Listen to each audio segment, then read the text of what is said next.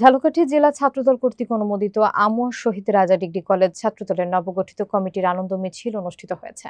বিস্তারিত দেখুন শাওন মিয়াজির তথ্যচিত্রে।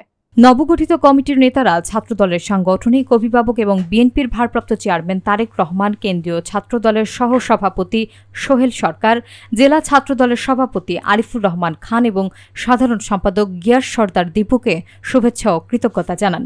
গতকাল সোমবার সকাল 11টায় কলেজ ক্যাম্পাসে নবনির্বাচিত সভাপতি রাজা হোসেনের সভাপতিত্বে আনন্দ মিছিল এবং আলোচনা সভা অনুষ্ঠিত হয়। শেষে কলেজের ভারপ্রাপ্ত অধ্যক্ষকে ফুল দিয়ে শুভেচ্ছা জানানো হয় এবং উপজেলা বিএনপির সাধারণ সম্পাদক আক্তার হোসেন নিজাম মীর বহরের সঙ্গে সৌজন্যে সাক্ষাৎ করা হয়। এ সময় শিক্ষার্থীদের মাঝে মিষ্টি বিতরণ করা হয়। অনুষ্ঠানে উপস্থিত ছিলেন কমিটির সিনিয়র সহসভাপতি সাগর রায়, যুগ্ম সম্পাদক ইয়াসিন আরাফাত, সৈকত খান, জান্নাত জেমি, মুশফিকা, মুনা সহ আরও অনেকে। নেতারা শিক্ষা বান্ধব এবং ইতিবাচক ক্যাম্পাস গঠনের অঙ্গীকার ব্যক্ত করেন। সেজন্য সবাই আমাদের জেলা থেকে একটি সুন্দর ও সুগঠিত আনন্দের সাথে জানাচ্ছি যে অনেক ত্যাগ তিতিক্ষার পরে আমাদের শহীদ রাজা ডিগ্রি